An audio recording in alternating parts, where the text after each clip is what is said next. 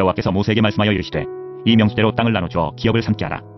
수가 많은 자에게는 기업을 많이 줄 것이요 수가 적은 자에게는 기업을 적게 줄 것이니 그들이 계수된 수대로 각기 기업을 주되 오직 그 땅을 제비 뽑아 나누어 그들의 조상지파의 이름을 따라 얻게 할지니라. 그 다소를 막론하고 그들의 기업을 제비 뽑아 나눌지니라.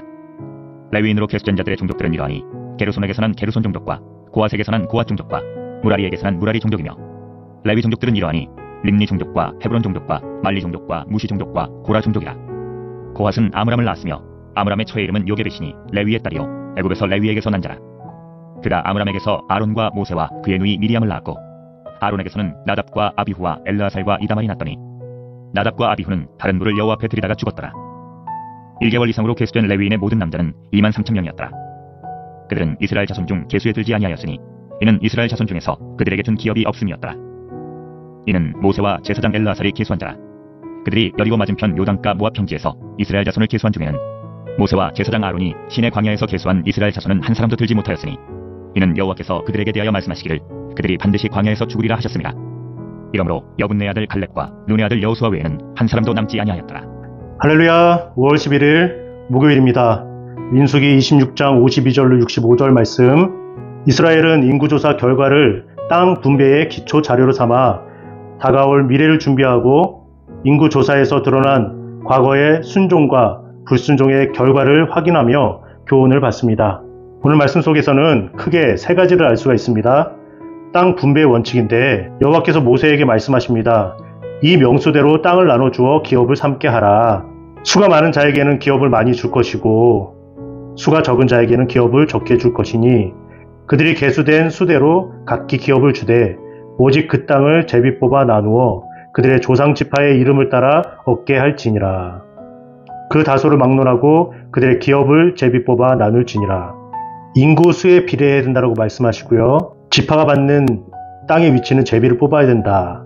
또 조상 지파의 이름을 따라서 땅을 나누어 주어야 한다라고 말씀을 하십니다.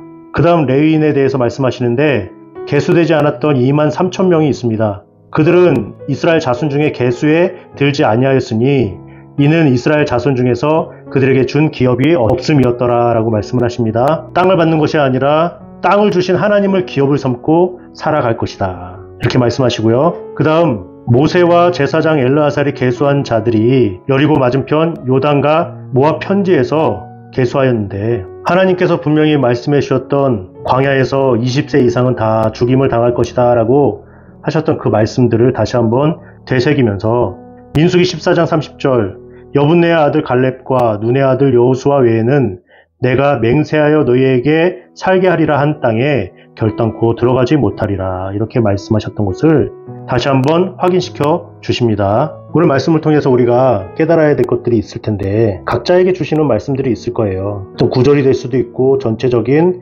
맥락이 될 수도 있고요. 아니면 한 단어가 눈에 확 들어올 때가 있고 마음판에 새겨질 때가 있습니다. 여러분에게 있어서는 오늘 말씀들이 어떻게 작용되어지고 우리 삶에 적용될 수 있겠습니까? 저는 64절에 모세와 제사장 아론이 시내 광야에서 계수한 이스라엘 자손은 한 사람도 들지 못하였으니 이 말씀이 눈에 들어옵니다. 그 전에 인구조사를 했었을 때 그 사람들은 다 광야에서 죽었다라는 사실이죠. 다시 한번 인구조사를 통하여서 하나님께서는 젖과 꿀이 흐르는 그 가나안 땅에 들어갈 채비를 하고 계신다라는 사실입니다. 여기서 하나님께서는 늘 언제나 그 뜻과 방법과 방향대로 이루어 가신 것을 보게 됩니다. 베드로가 이런 말을 하잖아요. 천년이 하루 같고 하루가 천년 같은 것을 이 사실을 잊지 말라라고 했습니다.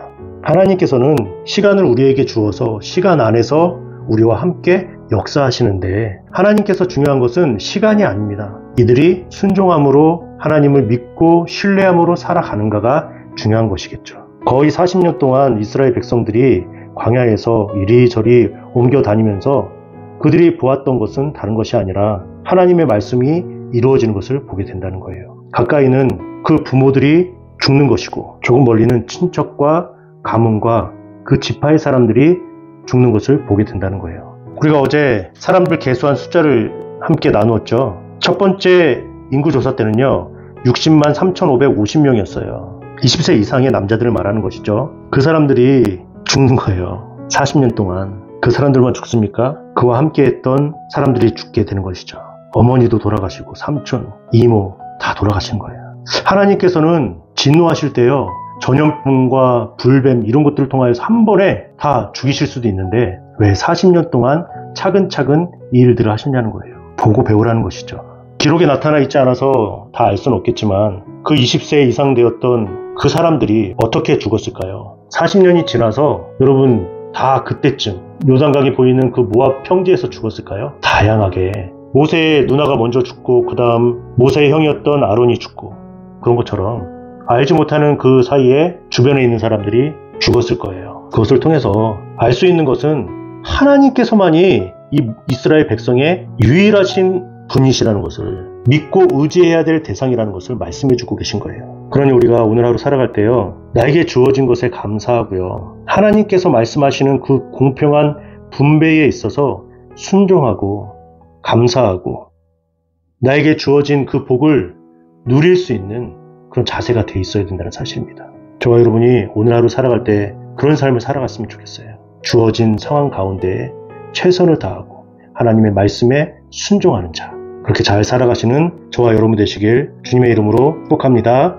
내일 만나요. 구독, 좋아요